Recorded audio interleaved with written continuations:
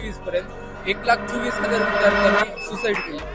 म्हणजे आजकाल विद्यार्थी सुसाईड करत आहेत, म्हणजे त्याचा रेट वाढत चालला. अशा रेट्सला कमी करण्यासाठी मी एक असा डिव्हाइस बनवते. त्यात काय होणार, तर जर विद्यार्थी सुसाईड करणार आहे त्या टायमाला तो डिव्हाइस अलर्ट करणार आहे.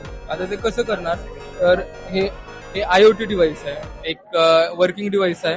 त्याच्यामध्ये काय होणार, तर सपोज काही हे जे अल्ट्रासॉनिक सेन्सर आहे हे काहीतरी डिस्टर्बन्स डिटेक्ट करणार आहे. डिस्टर्बन्स डिटेक्ट झालं तर लगेच माझ्या मोबाईलवरती, जे माझा मोबाईल म्हणण्यापेक्षा जे वॉर्डन असेल हॉस्टेलच्या वॉर्डनवरती ते अलर्ट जाणार. आता नॉर्मली तर मला डिरेक्टली इथून जे काही अलर्ट राहणार हे हॉस्टेलचा रूम नंबर, त्याचा फ्लोअरचा नंबर आणि त्याची लोकेशन, नंतर पोलीस स्टेशन आणि हॉस्पिटल, या तिन्ही चारही लोकेशनवरती त्याचा अलर्ट जाणार आहे. जेणेकरून तुम्ही जे आता डेटा आहे जे पोलीस म्हणजे तुम्ही सगळं ऍड केलं की म्हणजे हॉस्टेलचे रूम नंबर वगैरे. येस, आता हे जे डेटा आहे ना, आता हा डेटा बघा, तुम्ही एकदा याच्याकडे लक्ष द्या. त्यापासून ते 2,000 प्लस विद्यार्थी सुसाईड करतात. हे कुठेतरी थांबलं पाहिजे.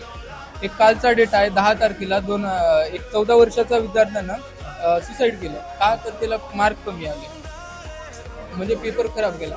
एका विद्यार्थिनीने सुसाईड केलं, ही कालचीच न्यूज आहे. हे एका होमिओपॅथीच्या स्टुडंटने सुसाईड केलं. तर असे भरपूर जे सुसाईडचे रेट्स आहेत ना, हे कमी करण्यासाठी माझं एक मेन मोटिव्ह आहे, अशा डिव्हाइस थ्रू ते सुसाईड प्रिव्हेंट होते.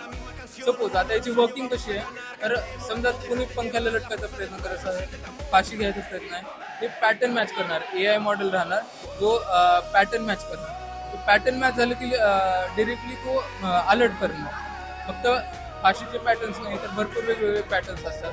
नाही म्हणलं तरी आता एक ज्यावेळेस असं म्हणतात की कोणी व्यक्ती मरतो, त्याची बॉडीची हीट कमी होते. बॉडी हीट कमी झाली म्हणजे काय, तर त्याचं टेम्परेचर लो झालं. तर टेम्परेचर जर एका म्हणजे बॉडी टेम्परेचर एका स्पेसिफिक